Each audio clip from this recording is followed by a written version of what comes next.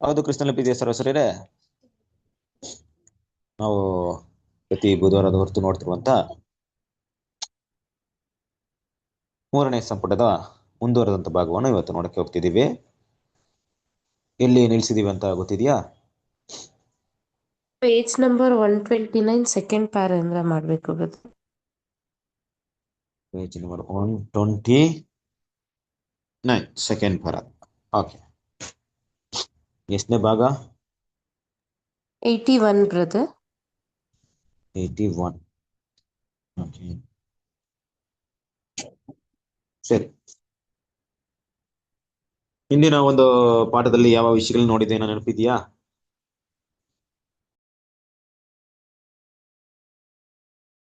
ಎರಡು ಕರೆ ಇದೆ. ಒಂದು ಕ್ರಿಸ್ತನ ಮೇಲೆ ನಂಬಿಕೆ ಇಟ್ಟರು ಅವ್ರನ್ನ. ಎರಡನೇದು ಕ್ರಿಸ್ತನೊಂದಿಗೆ ಆತನ ರಾಜ್ಯದಲ್ಲಿ ಆಳುವಂತಹ ಒಂದು ಕರೆ ಇದೆ. ಎರಡನೇದಕ್ಕೆ ಬಹುಮಾನ ಇರುತ್ತೆ. ಆತನೊಂದಿಗೆ ನಂಬಿಗಸ್ತರಾಗಿ ನಡೆದು ಆತನ ಸಾರೂಪ್ಯಕ್ಕೆ ಓಡುವುದು. ಓಕೆ, ನಾವು ನೋಡ್ಬೇಕಾಗಿರೋದು 73ನೇ ಭಾಗನಾ? ಇಲ್ಲ, 81ನೇ ಭಾಗದ. Okay, right. ಸರಿ, ಒಂದೇ ನಿಮಿಷ.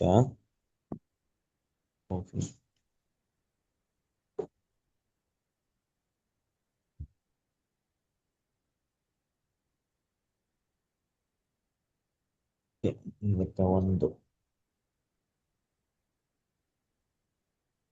ಪೇಜ್ ನಂಬರ್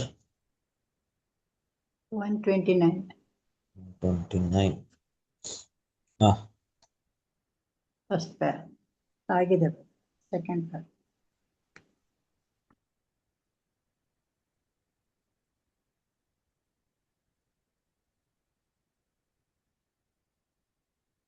ಸ್ಕ್ರೀನ್ ಕಾಣಿಸ್ತಾ ಇದೆಯಾ? ಇಲ್ಲ ಬ್ರದರ್. ಕಾಣಿಸಿಲ್ವಾ? ಬಂತ್ರಿ.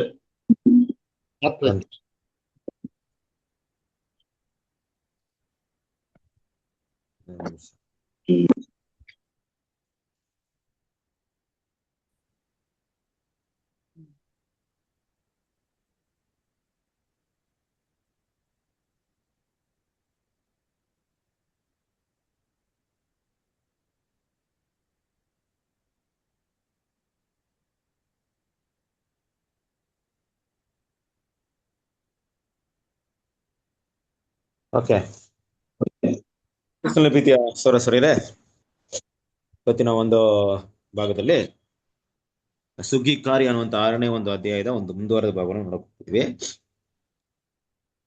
ಅದರಲ್ಲಿ ಬಾಗಿಲು ಮುಚ್ಚುವಿಕೆ ಅನ್ನುವಂತ ಒಂದು ವಿಷಯಕ್ಕೆ ಸಂಬಂಧಪಟ್ಟ ಆಗಿರುವಂತಹ ವಿಷಯಗಳನ್ನ ಕೂಡ ನಾವು ಲಾಸ್ಟ್ ಟೈಮ್ ಕೂಡ ನೋಡಿದ್ವಿ. ಮುಂದುವರೆದಂತ ಭಾಗವನ್ನು ಓದೋಣ. ಪೇಜ್ ನಂಬರ್ 129 ಅದರಲ್ಲಿ ಸೆಕೆಂಡ್ ಪ್ಯಾರಾದಿಂದ ಕಂಟಿನ್ಯೂ ಮಾಡೋಣ.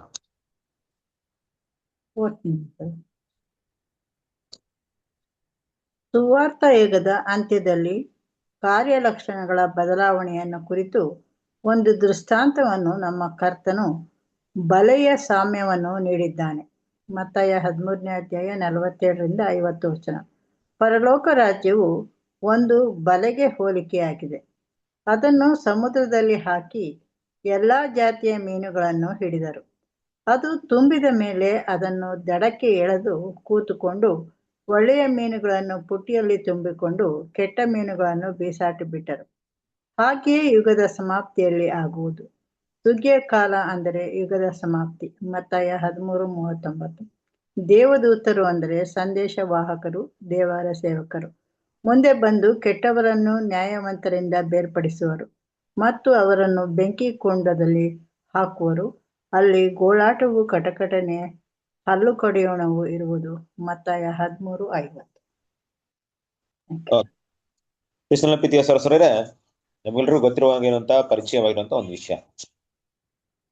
ಆದ್ರೂ ಕೂಡ ದೇವರ ಮಕ್ಕಳು ಕೆಲವೊಂದು ವಿಷಯವನ್ನ ಅರ್ಥ ಮಾಡ್ಕೊಳ್ಬೇಕು. ಕೆಲವೊಂದು ರೀತಿಯಲ್ಲಿ ದೇವರು ಏನ್ ಮಾಡ್ತಿದ್ರೆ, ಸಾಮ್ಯಗಳನ್ನ ಬರ್ದಿಟ್ಟಿದ್ರು ಕೂಡ ಆ ಸಾಮ್ಯದ ವಿಷಯಗಳನ್ನ 2000 ವರ್ಷದ ಕಾಲದಲ್ಲಿರುವಂತ ಸಭೆ ಕೂಡ ಸಾಮಾನ್ಯವಾಗಿ ಅದನ್ನ ಓದಿರ್ತಾರೆ, ಸ್ಟಡಿ ಮಾಡಿರ್ತಾರೆ. ಒಂದ್ ವೇಳೆ ಈ ಬಲೆಯ ಸಾಮ್ಯವನ್ನ ಒಂದು 1500 ವರ್ಷಗಳ ಹಿಂದೆ ಇಲ್ಲ 1000 ವರ್ಷಗಳ ಹಿಂದೆ ಓದಿದಂತ ದೇವರ ಮಕ್ಕಳು ಇದು ಯಾವ್ದ್ರ ಬಗ್ಗೆ ಹೇಳ್ತಾ ಇದೆ ಅರ್ಥವಾಗ್ತಿಲ್ಲ ಅಂತ ಅವ್ರು ಬಿಟ್ಟಿಡಕ್ಕೆ ಸಾಧ್ಯತೆ ಇಲ್ಲ. ಅವ್ರದೇ ಆದಂತ ಕಾಲದಲ್ಲಿ ಅದಕ್ಕೆ ಸಂಬಂಧಪಟ್ಟಂತ ಒಂದು ಸತ್ಯವನ್ನ ಇದರಲ್ಲಿ ಗ್ರಹಿಸ್ಕೊಳ್ತಾ ಇದ್ರು. ಇದು ಸಮಯವನ್ನು ಕುರಿತು ಮಾತಾಡೋಕ್ಕಿಂತ ಸನ್ನಿವೇಶಗಳ ಕುರಿತು ಹೆಚ್ಚಾಗಿ ಮಾತಾಡ್ತಾ ಇದೆ ಅಂತ ನಮ್ಮೆಲ್ರಿಗೂ ಗೊತ್ತು. ಯಾವ ಸನ್ನಿವೇಶ ಅಂದ್ರೆ, ದೇವರ ಮಕ್ಕಳು ನಿಜವಾಗ್ಲೂ ಯಾರೆಲ್ಲ ಇರ್ತಾರೋ ದೇವ್ರ ಒಂದ್ಸರಿ ಎಲ್ರು ಕರೆದ್ಮೇಲೆ ಅದರಲ್ಲಿ ನಂಬಿಕಸ್ಥರು ಮಾತ್ರ ಪರಲೋಕ ಕರೆಗೆ ಯೋಗ್ಯರಾಗಿರ್ತಾರೆ. ಯಾರು ನಂಬಿಕಸ್ಥರಾಗಿರಲ್ವೋ ಆ ಕರೆಯನ್ನ ಕಳ್ಕೊಳ್ತಾರೆ ಅನ್ನೋ ವಿಷಯವನ್ನು ಕೂಡ ಇದರಲ್ಲಿ ಸ್ಪಷ್ಟವಾಗಿ ಎಕ್ಸ್ಪ್ಲೈನ್ ಮಾಡಬಹುದು. ಆದ್ರೆ ನಮ್ಮ ಕಾಲಕ್ಕೆ ಅದನ್ನ ಹೋಲಿಸಿ ನೋಡಿದಾಗ ಯಾವ ರೀತಿ ನೀವು ಅರ್ಥ ಮಾಡ್ಕೊಬಹುದು ಮತ್ತೇನ ಸುವಾರ್ತೆ 13ನೇ ಅಧ್ಯಾಯದಲ್ಲಿ ಬರುವಂತ 7 ಸಾಮ್ಯಗಳು ಅದರಲ್ಲಿರುವಂತ ಕೊನೆ ಸಾಮ್ಯ ಅನ್ನೋದು ಕೊನೆ ಕಾಲದ ಸಭೆಗೆ ಅನ್ವಯವಾಗುತ್ತೆ. ಇನ್ನೂ ಸ್ಪಷ್ಟವಾಗಿ ಹೇಳ್ಬೇಕಾದ್ರೆ ಸುಗ್ಗಿ ಕಾರ್ಯಕ್ಕೆ ಸುವಾರ್ತೆ ಯುಗದ ಅಂತ್ಯ ಭಾಗದಲ್ಲಿರುವಂತಹ ಒಂದು ಸಭೆಗೆ ಅನ್ವಯವಾಗುತ್ತೆ ಅನ್ನೋದ್ರಲ್ಲಿ ಯಾವುದೇ ಸಂದೇಹವಿಲ್ಲ. ಈ ಮೀನು ಬಳೆನ ಎಳೆಯುವಂತ ವಿಷಯ ಅಲ್ವಾ, ಅದ್ರಲ್ಲಿ ಎಲ್ಲಾ ಜಾತಿಯ ಮೀನುಗಳು ಕೂಡ ಸಿಗುತ್ತೆ. ಆದ್ರೆ ಆ ಬಳೆ ಸುವಾರ್ತೆಯನ್ನ ಸಾರ್ಬೇಕಾದ್ರೆ ಎಲ್ರು ಕೂಡ ಬಂದ್ರು ಕೂಡ ಯಾರು ಆ ಸುವಾರ್ತೆಗೆ ಯೋಗ್ಯರಾಗಿರ್ತಾರೋ, ಆ ಸುವಾರ್ತೆಯ ವಿಷಯಗಳನ್ನ ಸರಿಯಾಗಿ ಗ್ರಹಿಸ್ಕೊಂಡು ತಮ್ಮಲ್ಲಿ ಗುಣಗಳನ್ನ ಬೆಳೆಸ್ಕೊಂಡಿರ್ತಾರೋ ಅವ್ರು ಮಾತ್ರ ಪರಲೋಕದ ಒಂದು ವಿಷಯಕ್ಕೆ ಅರ್ಹರಾಗಿರ್ತಾರೆ. ಹಾಗಾಗಿ ಈ ಕೆಟ್ಟ ಮೀನು ಒಳ್ಳೆ ಮೀನು ಅಂತ ತಗೊಂಡಾಗ ದೇವ್ರ ಮಕ್ಕಳ ಮಧ್ಯದಲ್ಲಿ ಅದನ್ನ ಡಿವೈಡ್ ಯಾವ ರೀತಿ ದೇವ್ರು ಮಾಡ್ತಾ ಇದ್ರು ಅಂದ್ರೆ, ಅದು ಒಳ್ಳೆ ವಿಷಯವನ್ನ ತಿಳ್ಕೊಂಡಿರೋವರ ಮಧ್ಯದಲ್ಲಿರುವಂತ ಒಂದು ಬೇರ್ಪಡುವಿಕೆ ಅಲ್ಲ. ಅಂದ್ರೆ ಒಬ್ರು ಒಳ್ಳೆ ಮಾಹಿತಿ ತಿಳ್ಕೊಂಡಿದ್ದಾರೆ, ಇನ್ನೊಬ್ರು ಕೆಟ್ಟ ಮಾಹಿತಿ ತಿಳ್ಕೊಂಡಿದ್ದಾರೆ. ಒಳ್ಳೆ ಸತ್ಯವನ್ನ ಒಬ್ರು ಗ್ರಹಿಸ್ಕೊಂಡಿದ್ದಾರೆ, ಒಬ್ರು ಆ ಸತ್ಯವನ್ನ ಗ್ರಹಿಸ್ಕೊಂಡಿಲ್ಲ, ಸುಳ್ಳನ್ನ ಗ್ರಹಿಸ್ಕೊಂಡಿದ್ದಾರೆ. ಈ ರೀತಿಯಾದಂತ ಸಪರೇಷನ್ ಅಲ್ಲ. ಒಟ್ಟಾರೆಯಾಗಿ ಅಲ್ಲಿ ನೋಡುವಂತ ಒಂದು ಸಪರೇಷನ್ ಯಾವ ರೀತಿ ಇದೆ ಅಂದ್ರೆ, ಯಾರೊಬ್ರು ಸತ್ಯಗಳನ್ನ ಅರ್ಥಕೊಂಡು ಕ್ರಿಸ್ತನ ಸಾರೂಪ್ಯದಲ್ಲಿ ತಮ್ಮನ್ನ ಬೆಳೆಸ್ಕೊಳ್ಳಕ್ಕೆ ಸಿದ್ಧರಾಗಿರ್ತಾರೋ ಅಂತವ್ರನ್ನೇ ಈ ಒಳ್ಳೆ ಮೀನುಗಳು ಸೂಚಿಸ್ತಾ ಇದೆ. ಇಲ್ಲಿ ನಾನಾ ಸಮಯದಲ್ಲಿ ಅನೇಕ ಜನರಿಗೆ ಬರುವಂತ ಒಂದು ಪ್ರಶ್ನೆ ಏನಪ್ಪಾ ಅಂದ್ರೆ, ಸತ್ಯ ಮತ್ತೆ ಗುಣಲಕ್ಷಣ. ಸತ್ಯವನ್ನ ತಿಳ್ಕೊಂಡಿರುವಂತ ಜನರು ಗುಣಲಕ್ಷಣ ಬೆಳೆಸ್ಕೊಳ್ಳೋದಕ್ಕೋಸ್ಕರವೇ ದೇವರು ಸತ್ಯವನ್ನ ಕೊಡ್ತಾ ಇದ್ರೆ. ಆದ್ರೆ ತುಂಬಾ ಜನ ಏನ್ ಮಾಡ್ತಾ ಇದ್ರಿಂದ ಸತ್ಯ ಸಿಕ್ಕಿದ್ಮೇಲೆ ಸತ್ಯದಲ್ಲೇ ತುಂಬಾ ಹೆಮ್ಮೆ ಉಳ್ಳವರಾಗಿರ್ತಾರೆ. ಅಂದ್ರೆ ನಮಗೆ ಸತ್ಯ ಸಿಕ್ತು, ನಮಗೆ ಇರುವಂತ ಸತ್ಯ ಯಾರಿಗೂ ಇಲ್ಲ, ನಾವೇ ಸತ್ಯವಂತರು ಅಂತ ಹೇಳ್ಕೊಳ್ಳುವಂತ ರೀತಿಯಲ್ಲಿ ನಾವು ಹೋದ್ರು ಕೂಡ ತುಂಬಾ ಕಷ್ಟವಾಗುತ್ತೆ. ಇಲ್ಲವೇ ಕ್ರಿಸ್ತನ ಪ್ರೀತಿಯ ಸಹೋದರರೇ, ನನಗೆ ಸತ್ಯ ಇಲ್ದವ್ರು ಪರವಾಗಿಲ್ಲ, ನಾನು ಗುಣಗಳನ್ನ ಬೆಳೆಸ್ಕೊಳ್ತೀನಿ, ಆ ಗುಣಗಳನ್ನ ನಾನು ಕ್ರಿಸ್ತನ ಸಾರೂಪ್ಯನ ಬೆಳೆಸ್ತೀನಿ ಅಂತ ಹೇಳಿದಾಗಲೂ ಕೂಡ ಸಾಧ್ಯತೆ ಇಲ್ಲದ ವಿಷಯವಾಗುತ್ತೆ. ಆದ್ರೆ ಸತ್ಯವನ್ನ ಅರಿತು ಯಾರು ಗುಣಲಕ್ಷಣ ಬೆಳೀತಾರೋ ಅವ್ರು ಮಾತ್ರ ಇಲ್ಲಿ ಒಳ್ಳೆ ಮೀನುಗಳಾಗಿರೋದಕ್ಕೆ ಸಾಧ್ಯತೆ ಇದೆ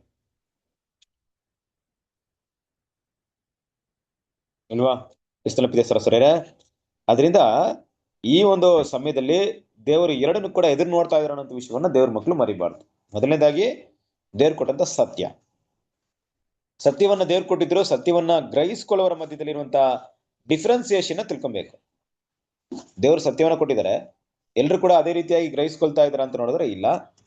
ಕೆಲವರು ವಿಭಿನ್ನ ರೀತಿಯಲ್ಲಿ ಅದನ್ನ ಗ್ರಹಿಸ್ಕೊಳ್ತಾರೆ. ಅಂದ್ರೆ ಏನಪ್ಪಾ ಅಂದ್ರೆ, ಸತ್ಯವನ್ನ ಗ್ರಹಿಸ್ಕೊಳ್ಳುವಂತದ್ರಲ್ಲಿ ಪರ್ಸೆಂಟೇಜ್, ಶೇಕಡವಾರು ಒಂದು ಸತ್ಯವನ್ನ ಯಾರು ತುಂಬಾ ಸ್ಪಷ್ಟವಾಗಿ ಗ್ರಹಿಸ್ಕೊಳ್ತಾರೆ, ಇನ್ನೊಬ್ರು ಅರ್ಧಂಬರ್ಧ ಗ್ರಹಿಸ್ಕೊಳ್ತಾರೆ, ಇನ್ನೊಬ್ರು ಏನ್ ಮಾಡ್ತಾರೆ ಇನ್ನು ಗ್ರಹಿಸ್ಕೊಳ್ಳೋ ರೀತಿ ಇರ್ತಾರೆ ಬಟ್ ಏನು ಗ್ರಹಿಸ್ಕೊಂಡಿರಲ್ಲ. ಇದೆಲ್ಲ ಕೂಡ ವಿಷಯವಾಗುತ್ತೆ. ಈ ಸತ್ಯ ಪ್ರತಿಯೊಬ್ಬ ಮನುಷ್ಯನ ಹೊರಡೆ ಹೋದ್ಮೇಲೆ ಒಂದು ವಿಷಯವನ್ನ ಖಂಡಿತವಾಗ್ಲೂ ಹೇಳುತ್ತೆ. ಏನ್ ವಿಷಯ ಹೇಳುತ್ತೆ? ಒಂದು ವಿಷಯವನ್ನ ಡಿಸೈಡ್ ಮಾಡಕ್ಕೆ ಹೇಳುತ್ತೆ ಅಲ್ವಾ? ಪ್ರತಿಯೊಬ್ಬರ ಮನಸ್ಸಿನಲ್ಲಿ ಸತ್ಯ ಬಂದಾಗ ನಮ್ಮಲ್ಲಿ ಕೆಲವೊಂದು ತೀರ್ಮಾನಗಳನ್ನ ತಗೊಳ್ಳೋದಕ್ಕೆ ಸತ್ಯ ನಮ್ಮನ್ನ ಪ್ರೇರಣೆ.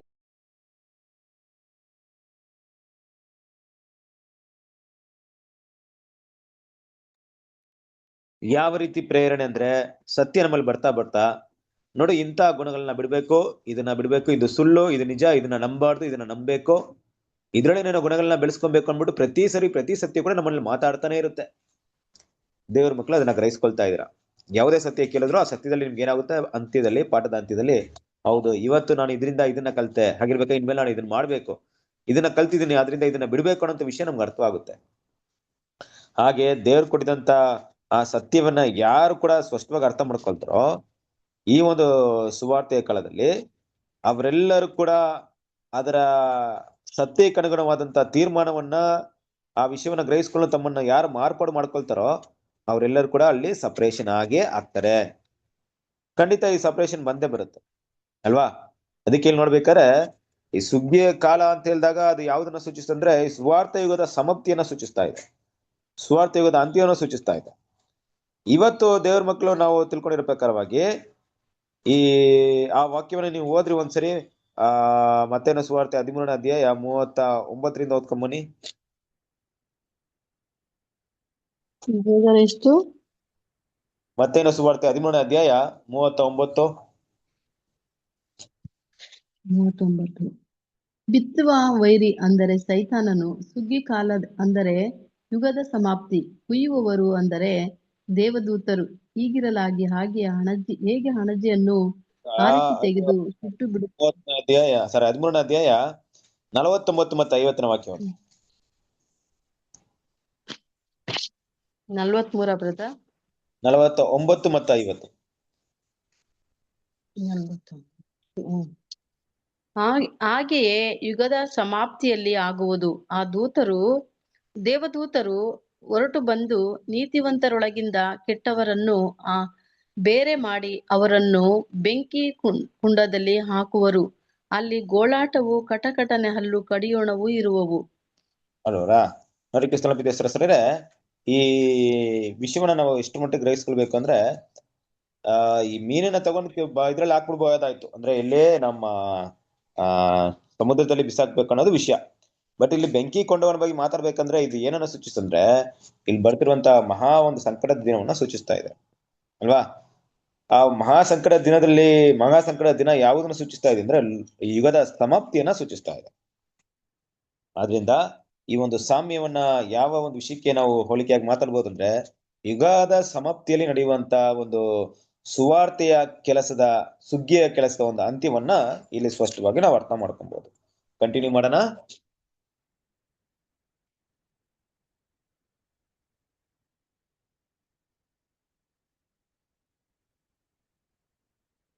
ಈ ಸಾಮ್ಯವು ನಾಮಾಂಕಿತ ಕ್ರೈಸ್ತ ಸಭೆಯನ್ನು, ಹೆಸರು ಮಾತ್ರದ ನಿರೀಕ್ಷಿತ ಕ್ರೈಸ್ತ ರಾಜ್ಯವನ್ನು ಪ್ರತಿನಿಧಿಸುತ್ತದೆ. ಅದು ಸಮುದ್ರಕ್ಕೆ, ಲೋಕಕ್ಕೆ ಬಿಸಾಡಿದ ಬಲೆಯಂತಿದ್ದು ಅದರಲ್ಲಿ ಎಲ್ಲಾ ಜಾತಿಯ ಮೀನುಗಳು, ಮತ್ತಾಯ 4ನೇ ಅಧ್ಯಾಯ 19ನೇ ವಚನ, ಜನರು, ನಿಜವಾದ ಕ್ರೈಸ್ತರು, ಅರ್ಧ ಮೋಸಪಟ್ಟ ಮತ್ತು ತಪ್ಪುದಾರಿಗೆ ಎಳೆಯಲ್ಪಟ್ಟ ಕ್ರೈಸ್ತರು, ಬಹಳ ಮಂದಿ ಕಪಟಿಗಳು ಹಿಡಿಯಲ್ಪಟ್ಟರು. ಅಲ್ವಾ? ಈ ಒಂದು ಮೀನು ಎಲ್ಲಾ ಜಾತಿ ಅಂತ ಹೇಳಿದಾಗ ನೋಡಿ, ಜಾತಿ ಬಗೆಯಲ್ಲಿ ಸ್ಪಷ್ಟವಾಗಿ ಅರ್ಥ ಮಾಡ್ಕೊಬೇಕು. ಮನುಷ್ಯರು ಇವತ್ತು ಜಾತಿಗಳು ಏನ್ ಮಾಡ್ತಾ ಇದ್ದಾರೆ, ಜಾತಿಯಾಗಿ ಮನುಷ್ಯನ ಡಿವೈಡ್ ಮಾಡ್ತಾ ಇದ್ದಾರೆ. ದೇವ್ರು ಕೂಡ ಏನ್ ಮಾಡ್ತಾ ಇದ್ದಾರೆ, ಮನುಷ್ಯರಲ್ಲಿ ಜಾತಿನ ಡಿವೈಡ್ ಮಾಡ್ತಾ ಇದ್ದಾರೆ. ಯಾವ ಜಾತಿ? ದೇವರ ದೃಷ್ಟಿಯಲ್ಲಿ ಇರುವಂತಹ ಜಾತಿ ಏನಪ್ಪಾ ಅಂದ್ರೆ ಎಲ್ಲಾ ಜಾತಿಯ ಮೀನುಗಳು ಇದೆ ಅಂದ್ರೆ ಒಳ್ಳೆಯ ಗುಣಗಳಿಲ್ಲ ಜನರು ಕೂಡ ಇದ್ದಾರೆ, ಅರ್ಧ ಮೋಸ ಹೊಂದಿದಂತ ಜನ ಇದ್ದಾರೆ, ಅರ್ಧಂಬರ್ಧ ತಿಳುವಳಿಕೆ ಇಲ್ಲುವಂತ ಜನ ಇದ್ದಾರೆ, ತಪ್ಪು ದಾರಿಯಲ್ಲಿ ಹೋಗಿರುವಂತ ಕ್ರೈಸ್ತರು ಇದ್ದಾರೆ. ಮತ್ತೆ ಅದರಲ್ಲಿ ಬಹಳ ಮೀನುಗಳು ಏನಪ್ಪಾ ಅಂದ್ರೆ ಎಂತ ಮೀನಿದೆ ಅಂದ್ರೆ ಕಪಟವಾದಂತ ಮೀನುಗಳು. ಈ ಕಪಟಿಗಳು ಅನ್ನೋಂಥ ಪದವನ್ನ ದೇವ್ರ ಮಕ್ಕಳು ಯಾವಾಗಲೂ ನೆನಪಲ್ಲಿ ಇಟ್ಕೊಬೇಕು. ಕಪಟಿಗಳು ಅನ್ನೋದು ನಾವು ಒಂದು ವ್ಯಕ್ತಿ ಅಂತ ಅರ್ಥ ಮಾಡ್ಕೊಳಕ್ಕಿಂತ ಗುಣವಾಗಿ ಅರ್ಥ ಮಾಡ್ಕೊಳ್ಳೋಣ. ಯಾಕಂದ್ರೆ ವ್ಯಕ್ತಿ ಮತ್ತೆ ಗುಣಗಳಾಗಿ ಅರ್ಥ ಮಾಡ್ಕೊಳ್ಳೋ ಏನ್ ಡಿಫ್ರೆಂಟ್ ಬರುತ್ತೆ ಅಂದ್ರೆ, ಯಾವಾಗ ವ್ಯಕ್ತಿ ಬಗ್ಗೆ ಅರ್ಥ ಮಾಡ್ಕೊಳ್ತೀವೋ ಬೇರೆ ವ್ಯಕ್ತಿನ ನೋಡಿ ಅವ್ರು ಕಪಟಿಗಳು ಅಂತ ಹೇಳ್ಬಿಟ್ಟು ನಾವು ಸುಮ್ಮನೆ ಆಗ್ತೀವಿ. ಅದೊಂದು ಗುಣ ದೇವ್ರ ಹಾಗೆ ಮಾಡ್ತಾರೆ ಅಂತ ತಿಳ್ಕೊಂಡ್ಮೇಲೆ ಅದಕ್ಕೆ ಆ ಕಪಟತನ ನನ್ನಲ್ಲಿ ಇದೆ ಅಂತ ನೋಡೋಕೆ ಶುರು ಮಾಡ್ಕೊಳ್ತೀವಿ. ಅದು ತುಂಬಾ ಮುಖ್ಯವಾಗುತ್ತೆ ಅಲ್ವಾ? ಯಾಕಂದ್ರೆ ಬೇರೆಯವ್ರ ಬಗ್ಗೆ ನಾವು ಮಾತಾಡೋದು ಒಂದು ವಿಷಯಗಳು ಅವಶ್ಯಕತೆ ಇಲ್ಲ, ಆದ್ರೆ ಬೇರೆಯವರಲ್ಲಿರುವಂತ ಕಪಟವನ್ನ ನಾವು ಗುರ್ತಿಡಿಬಹುದು. ಕಪಟತನ ಅಂತ ನಮ್ಗೆ ವ್ಯತ್ಯಾಸ ಗೊತ್ತಿಲ್ಲದೆ ಇದ್ರೆ ತುಂಬಾ ಕಷ್ಟ ಆಗುತ್ತೆ. ಸುಮಾರು ಜನ ನಾವೇನ್ ತಿಳ್ಕೊಂತೀವಿ ಅಂದ್ರೆ, ಕೆಲವೊಂದ್ ಟೈಮಲ್ಲಿ ನಾವು ಕಪಟ ಅಂದ್ರೆ ಏನು ಅನ್ನೋಂಥ ವಿಷಯ ನನ್ಗೆ ಗೊತ್ತಿರಲ್ಲ ಅಲ್ವಾ? ಕಪಟತನ ಅಂದ್ರೆ ತೋರಿಕೆಗೆ ಒಳ್ಳೆಯವ್ರ ತರ ನಟನೆ ಮಾಡುವಂಥದ್ದು, ಹೃದಯದಲ್ಲಿ ಅಶುದ್ಧತೆನ ಇಟ್ಕೊಳ್ಳೋದು, ಹೃದಯದಲ್ಲಿ ಕೆಟ್ಟ ಗುಣಗಳನ್ನ ಇಟ್ಕೊಂಡು ಹೊರನೋಟಕ್ಕೆ ಒಳ್ಳೆ ವ್ಯಕ್ತಿಗಳ ತರ ಯಾರೆಲ್ಲ ವೇಷವನ್ನ ಹಾಕೊಳ್ತಾರೋ ಅದೆಲ್ಲ ಕಪಟತನ. ಅದು ಬೇರೆ ಎಲ್ಲಿ ನೋಡಿದ್ರು ಕಪಟತನ ಇದೆ. ಆ ಕಪಟಿಗಳನ್ನ ನಾವು ಚೇಂಜ್ ಮಾಡಕ್ ಆಗಲ್ಲ. ಅದೇ ರೀತಿ ನಮ್ಮಲ್ಲಿ ಕಪಟತನ ಇದ್ರೆ ನಾವು ಅದನ್ನ ಏನ್ ಮಾಡ್ಬೇಕು, ಚೇಂಜ್ ಮಾಡಲೇಬೇಕು. ಇಲ್ಲದಿದ್ರೆ ನಾವು ಯಾವ ಒಂದು ಲಿಸ್ಟ್ ಅಲ್ಲಿ ಬರ್ತೀವಿ ಅಂದ್ರೆ ಕೆಟ್ಟ ಮೀನುಗಳ ಲಿಸ್ಟ್ ಅಲ್ಲಿ ನಾವು ಬಂದ್ಬಿಡ್ತೀವಿ. ದೇವ್ರ ಮಕ್ಕಳು ಇದು ತುಂಬಾ ಗಮನಿಸ್ಬೇಕಾದ ವಿಷಯ. ಅದರಿಂದ ಇಲ್ಲಿ ಮಾತಾಡುವಂತ ವಿಷಯ ಏನಪ್ಪಾ ಅಂದ್ರೆ, ನಾಮಾಂಕಿತ ಕ್ರೈಸ್ತರು ಮತ್ತೆ ನಿಜವಾದ ಕ್ರೈಸ್ತರ ಬಗ್ಗೆ ಇರುವಂತ ಡಿಫ್ರೆನ್ಸಿಯೇಷನ್ ಮಾತಾಡ್ತಾ ಇದೆ. ಈ ಹೆಸರು ಕ್ರೈಸ್ತರು ಅಂತ ಹೇಳಿದಾಗ ಈ ಕಪಟತನ ಇಡೀ ಒಂದು ಬಾಬಿಲೋನ್ ಅಂದ್ರೆ ಹೆಸರು ಕ್ರೈಸ್ತರ ಎಲ್ಲಾ ಒಂದು ಜನರ ಮಧ್ಯದಲ್ಲಿ ತುಂಬಿಕೊಂಡಿದೆ. ಸೂಕ್ಷ್ಮವಾಗಿ ಸತ್ಯವನ್ನ ಅನುಸರಿಸಿ ನಡೆಯುವಂತ ದೇವರ ಮಕ್ಕಳು ಅವರಲ್ಲಿ ಗುಣಗಳನ್ನ ನೀವು ನೋಡಬಹುದು. ಅವರು ಆಲಯಕ್ಕೆ ಹೋಗುವಂತ ವಿಷಯಗಳಿರ್ಬೋದು, ಸತ್ಯವೇದನ ಓದುವಂತ ವಿಷಯಗಳಿರ್ಬೋದು, ಒಳ್ಳೆಯವರಂತೆ ನಟನೆ ಮಾಡುವಂತ ವಿಷಯ ಇರ್ಬೋದು. ಇಲ್ಲಿ ನಮ್ಮ ಒಂದು ಪ್ಲೇಸ್ ಅಲ್ಲಿ ಒಂದು ಸಭೆ ಇದೆ, ದಿ ಪೆಂಟಿಕೋಸ್ಟಲ್ ಚರ್ಚ್ ಅಂದ್ಬಿಟ್ಟು. ಅವ್ರು ಯಾವಾಗ್ಲೂ ಬಿಳಿ ವಸ್ತ್ರವನ್ನೇ ಹಾಕೊಳ್ಳೋದು, ಬಿಳಿ ವಸ್ತ್ರವನ್ನ ಹಾಕೊಳ್ತಾರೆ ಯಾವಾಗ್ಲೂ. ಸಹೋದರರು ಸಹೋದರಿಯರು, ಸ್ತ್ರೀಯರು ಪುರುಷರು ಇಬ್ರು ಏನ್ ಮಾಡ್ತಾರೆ ಅಂದ್ರೆ ವೈಟ್ ಅಂಡ್ ವೈಟ್ ಅಲ್ಲಿ ಇರ್ತಾರೆ. ಯಾಕೆ ಅಂತ ಕೇಳಿದಾಗ ನಾವು ಪರಿಶುದ್ಧವಂತರು, ನಾವು ಶುದ್ಧವಂತರು. ಪ್ರೀತಿಯ ಸರಸರೇ, ಹೊರನೋಟಕ್ಕೆ ಒಂದು ವ್ಯಕ್ತಿ ತನ್ನ ಅಲಂಕಾರದಲ್ಲಿ, ತನ್ನ ವಸ್ತ್ರದಲ್ಲಿ ಬಿಳಿ ಇಲ್ಲವೇ ಶುದ್ಧತೆಯನ್ನು ಧರಿಸ್ಕೊಳ್ಳೋದ್ರಿಂದ ಆತನ ಶುದ್ಧನಾಗ್ತಾನ ಅಂತ ನೋಡಿದ್ರೆ ಖಂಡಿತ ಆಗಲ್ಲ. ಆದ್ರೆ ಹೊರಗಿನ ಒಂದು ಶುದ್ಧತೆಗಿಂತ ಹೊರಗಿನ ಶುದ್ಧತೆಗೆ ಜಾಸ್ತಿ ಪ್ರಾಮುಖ್ಯತೆ ಕೊಡೋದ್ರಿಂದ ಏನಾಗುತ್ತೆ, ಒಳಗಿನ ಶುದ್ಧತೆಗೆ ನಾವು ಅಧಿಕ ಕಾಳಜಿನ ಕೊಡದೇವರಾಗಿರ್ತೀವಿ. ಕಾಲಾಂತರದಲ್ಲಿ ದೇವರು ಎದುರು ನೋಡುವಂತ ಶುದ್ಧತೆ ನಮ್ಮಲ್ಲಿ ಇಲ್ಲದೆ ಹೋಗ್ಬಿಡುತ್ತೆ. ಪ್ರೀತಿ ಸರಸರೇ, ಹೀಗೆ ಹೊರಗಿನ ಶುದ್ಧತೆನೇ ಶುದ್ಧತೆ ಅಂತ ತಿಳ್ಕೊಂಡು ಆ ವಿಷಯದಲ್ಲಿ ನಾವು ಶುದ್ಧರಾಗಿದ್ದೀವಿ, ನಾವು ಬೇರೆಯವ್ರ ರೀತಿ ಅಲ್ಲ, ನಾವು ಪರಿಶುದ್ಧರು, ನಾವು ಶುದ್ಧವಂತರು ಅಂತ ಯಾರು ದೇವರ ಮುಂದೆ ಹೇಳ್ತಾ ಇರ್ತಾರೋ ಅವರು ಕಪಟಿಗಳು.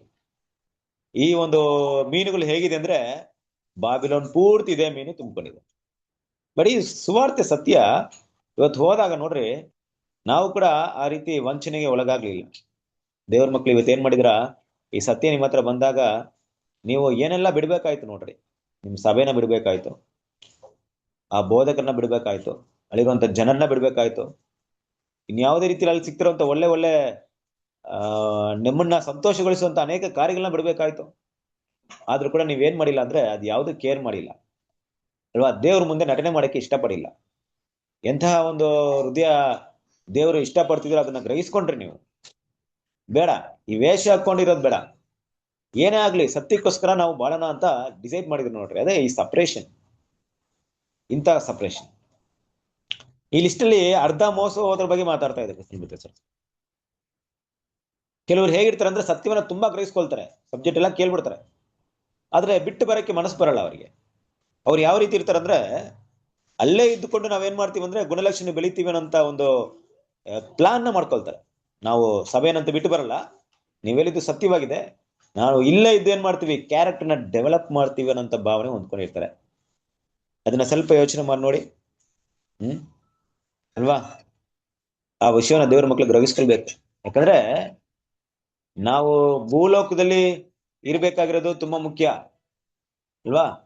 ಭೂಮಿಯಲ್ಲಿ ಇರ್ಬೇಕಾದ್ರೂ ಮುಖ್ಯ, ಭೂಮಿಯ ಲೋಕದ ವ್ಯವಸ್ಥೆ ನಮ್ಮಲ್ಲಿ ಇಲ್ದೇ ಇರೋದು ತುಂಬಾ ಮುಖ್ಯ. ಆದ್ರೆ ನಮ್ಗೆ ಬೋಧಿಸಲ್ಪಡುವಂತ ಒಂದು ವಿಷಯವನ್ನ ನಾವು ಕಿವಿಯಾರ ಕೇಳ್ಬೇಕಾದ್ರೆ, ಅಲ್ಲಿಂದ ಸುಳ್ಳು ತಪ್ಪಾದ ಒಂದು ಬೋಧನೆ ಬರ್ಬೇಕಾದ್ರೆ, ಇನ್ನೊಂದು ಕಡೆ ಒಳ್ಳೆ ಬೋಧನೆ ಬರ್ಬೇಕಾದ್ರೆ, ದೇವರ ಮಕ್ಕಳು ಈ ಒಳ್ಳೆ ಬೋಧನೆ ಮತ್ತೆ ಕೆಟ್ಟ ಬೋಧನೆ ಎರಡನ್ನೂ ಕೇಳ್ಕೊಂಡು ನಾವು ಕ್ಯಾರೆಕ್ಟರ್ಲಿ ಡೆವಲಪ್ ಆಗ್ತೀನಿ ಅಂದ್ರೆ ಆಗುತ್ತಾ?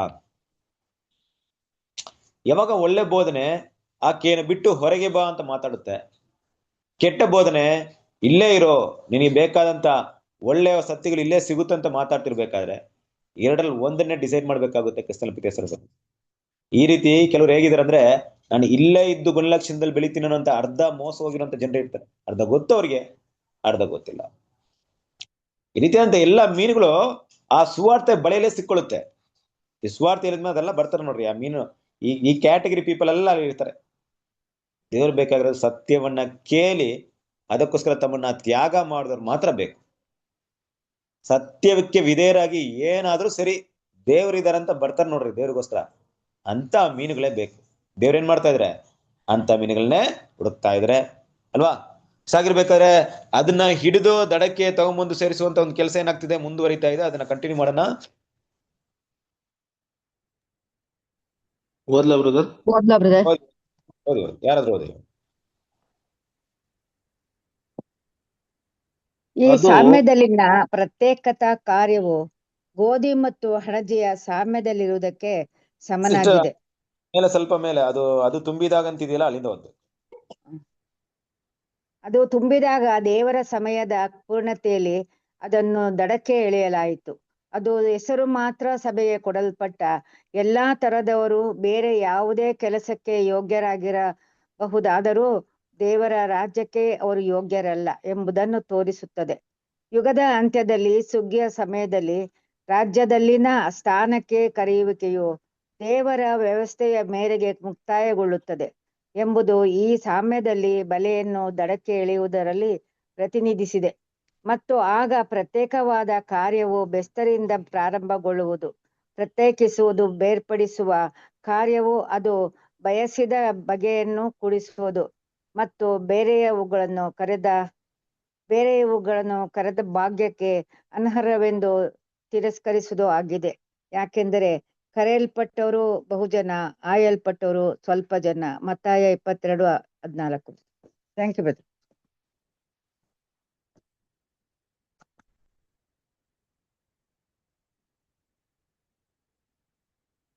ಬ್ರದರ್ ಆಯ್ತು. ಒಂದೇ ನಿಮಿಷ ಲೈನಲ್ಲಿ ಇದೆ.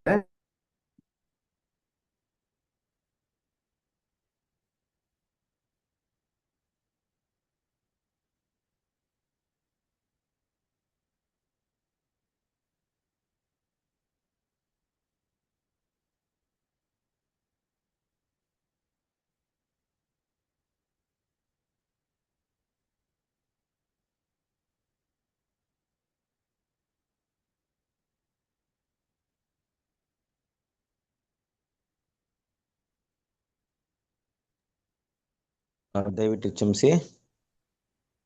ಓಕೆ,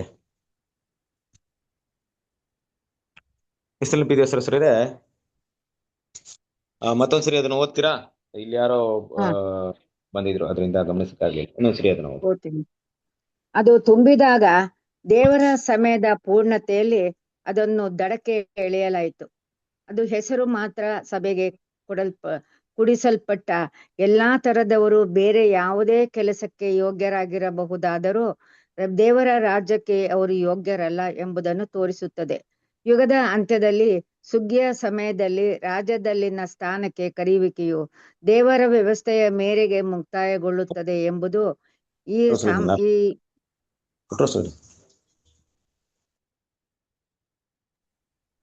ಸಿಸ್ಟರ್ ಓದಿ ಎಂಬುದು ಈ ಸಾಮ್ಯದಲ್ಲಿ ಬಲೆಯನ್ನು ದಡಕ್ಕೆ ಎಳೆಯುವುದರಲ್ಲಿ ಪ್ರತಿನಿಧಿಸಿದೆ. ಮತ್ತು ಆಗ ಪ್ರತ್ಯೇಕವಾದ ಕಾರ್ಯವು ಬೆಸ್ತರಿಂದ ಪ್ರಾರಂಭಗೊಳ್ಳುವುದು. ಪ್ರತ್ಯೇಕಿಸುವುದು, ಬೇರ್ಪಡಿಸುವ ಕಾರ್ಯವು ಅದು ಬಯಸಿದ ಬಗೆಯನ್ನು ಕೂಡಿಸುವುದು ಮತ್ತು ಬೇರೆಯವರನ್ನು ಕರೆದ ಭಾಗ್ಯಕ್ಕೆ ಅನರ್ಹವೆಂದು ತಿರಸ್ಕರಿದು ಆಗಿದೆ. ಯಾಕೆಂದರೆ ಕರೆಯಲ್ಪಟ್ಟವರು ಬಹುಜನ, ಆಯಲ್ಪಟ್ಟವರು ಸ್ವಲ್ಪ ಜನ.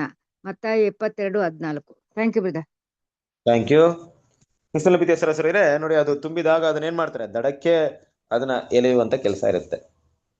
ಈ ದಡಕ್ಕೆ ಎಳೆಯೋದಂತ ಏನಪ್ಪಾ ಅಂದ್ರೆ, ಸತ್ಯವನ್ನ ದೇವ್ರ ಮಕ್ಕಳು ತಿಳ್ಕೊಂಡ್ ಆದ್ಮೇಲೆ, ಸತ್ಯವನ್ನ ಕೇಳಿದಾದ್ಮೇಲೆ ಪ್ರತಿಯೊಬ್ಬರೀಗ ನಿರ್ಧಾರವನ್ನ ತಗೊಳ್ಬೇಕಾಗುತ್ತೆ ಅಲ್ವಾ? ನಾನು ಆಗ್ಲೇ ಹೇಳಿದ ಪ್ರಕಾರವಾಗಿ ಪ್ರತಿಯೊಂದು ಸತ್ಯವೂ ದೇವರ ವಾಕ್ಯವಾಗಿ ಕೊಡುವಂತ ವಿಷಯ ಏನಪ್ಪಾ ಅಂದ್ರೆ, ಯಾವುದೋ ರೀತಿಯಲ್ಲಿ ನಮ್ಮನ್ನ ಸಪ್ರೇಷನ್ ಮಾಡ್ತಾನೆ ಇರುತ್ತೆ. ನಮ್ಮ ಜೀವನ ಪರ್ಯಂತರ ಕೆಲವೊಂದು ವಿಷಯದಿಂದ ನಮ್ಮನ್ನ ಸಪ್ರೇಷನ್ ಬೇರ್ಪಡು ಮಾಡ್ತಾನೆ ಇರುತ್ತೆ. ಮೊದಲ ಹಂತ ಇಲ್ಲಿ ನೋಡ್ಬೇಕಾದ್ರೆ, ಸತ್ಯವನ್ನು ಕೊಟ್ಟು ಮೊದಲು ಬೇರ್ಪಡ್ಬೇಕಾಗಿರೋದು ಈ ಹೆಸರು ಕ್ರೈಸ್ತರಿಂದ, ಇಲ್ಲವೇ ಸುಲಾದ ಬೋಧನೆಯಿಂದ ಬೇರ್ಪಡುವಂತ ಕೆಲಸವನ್ನ, ಆ ನಿರ್ಧಾರಕ್ಕೆ ನಾವು ಎಷ್ಟು ಮಟ್ಟಿಗೆ ಒಪ್ಕೊಡ್ತೀವಿ ಅನ್ನೋದು ತುಂಬಾ ಮುಖ್ಯವಾಗಿರುತ್ತೆ. ನೋಡ್ರಿ, ಕೆಲವೊಂದು ಟೈಮಲ್ಲಿ ಯಾವ ತರ ಇರುತ್ತಂದ್ರೆ, ಎಲ್ರಿಗೂ ಇನ್ವೈಟ್ ಮಾಡಿರ್ತೀವಿ, ಅವರೆಲ್ಲ ಕೂಡ ಸತ್ಯ ಕೇಳಕ್ ಬರ್ತಾರೆ. ವಿಭಿನ್ನವಾದಂತ ಜನರು ಬೇರೆ ಬೇರೆ ಮನಸ್ಸಿನ ಭಾವನೆಯನ್ನು ಇಟ್ಕೊಂಡಿರ್ತಾರೆ.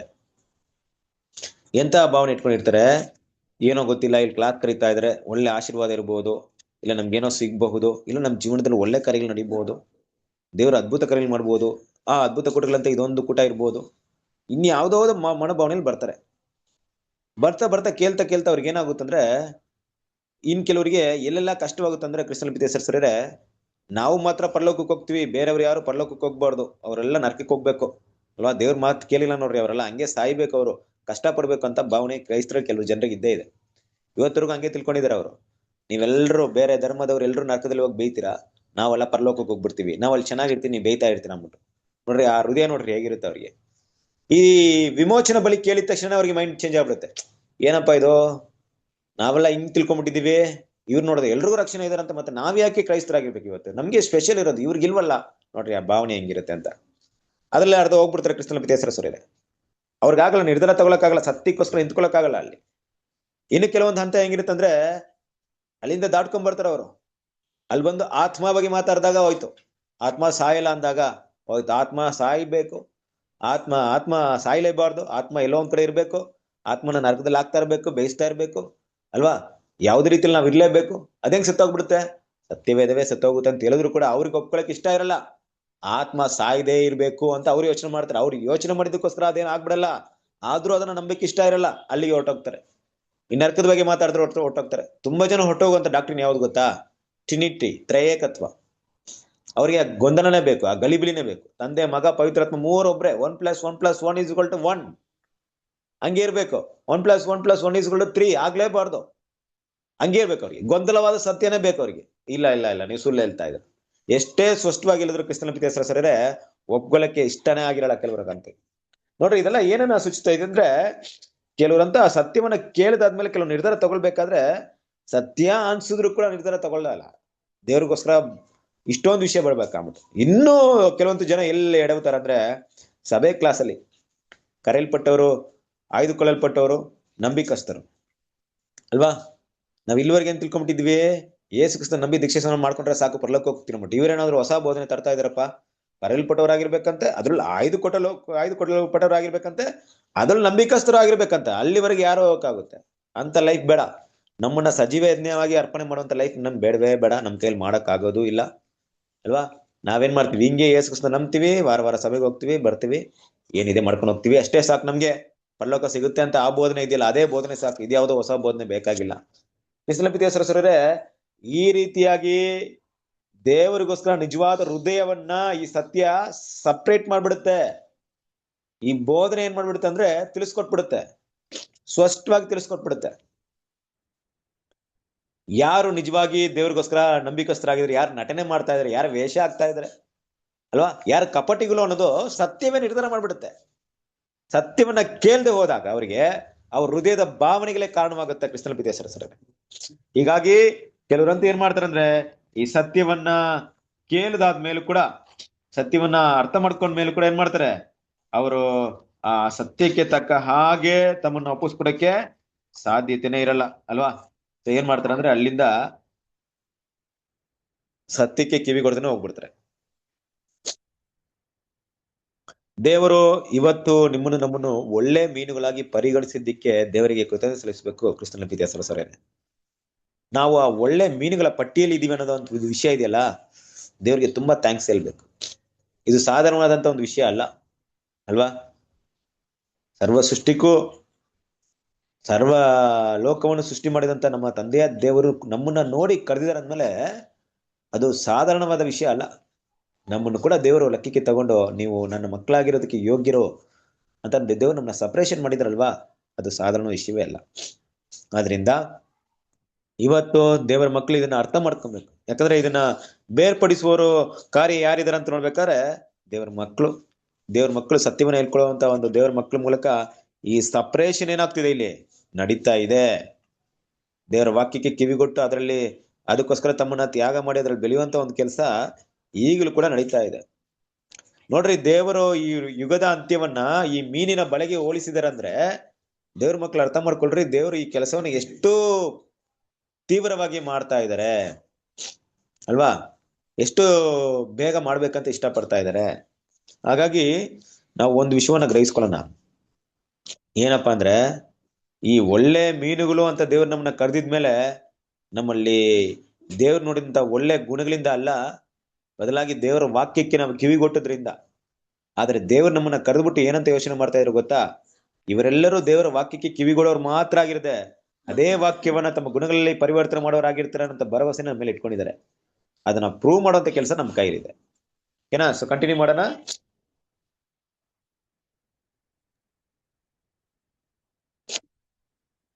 ಈ ಸಾಮ್ಯದಲ್ಲಿನ ಪ್ರತ್ಯೇಕತಾ ಕಾರ್ಯವು ಗೋಧಿ ಮತ್ತು ಅಣಜೆಯ ಸಾಮ್ಯದಲ್ಲಿ ಇರುವುದಕ್ಕೆ ಸಮನಾಗಿದೆ.